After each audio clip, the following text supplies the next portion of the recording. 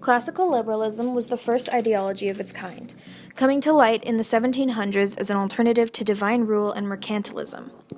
Like all concepts of economic and social government, classical liberalism came with a number of pros and cons.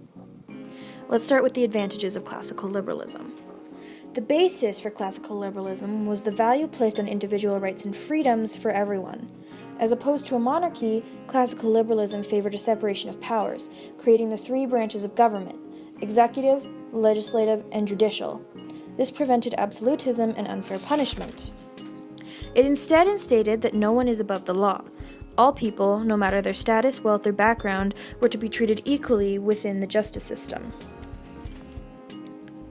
These changes allowed for private land ownership without intervention from the government, as well as freedom within businesses to set their own wages and regulations, allowing uninhibited and fair competition among business owners.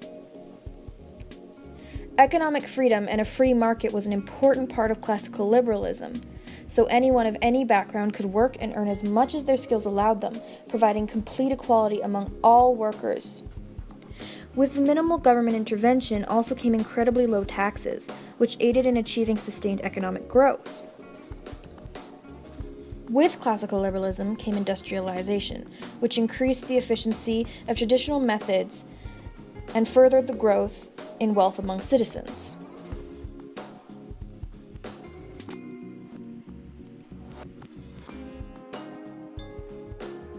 Classical liberalism was considered to be an answer to the issues that arose in a society ruled by an absolute monarchy, and in some ways it did help.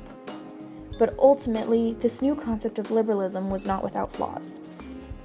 While it was beneficial to some, those who gained wealth were actually very few, as it was generally large business owners who made the most profit, and they were under no obligation to share with their hardworking employees. Because of this, the lower class was largely exploited, often barely scraping by while their employers were swimming in wealth. Working conditions were terrible, often the worst for factory workers, and this would often result in injury and illness. The idea was that the wealth gained by business owners would trickle down to those who worked for them, but the lack of business regulations prevented this and allowed these men to pocket extra money. Without policies and regulations in place, market growth was totally unpredictable, and during times of economic uncertainty, citizens would panic with no help from the government. It didn't help at all that unions and working rights were discouraged for the sake of a completely free market, leaving no protection for laborers, and it was incredibly difficult to invoke change from the government, seeing as only white men could vote, and that's where most of the wealth was going. So, case in point, 18th century economics were kind of a mess.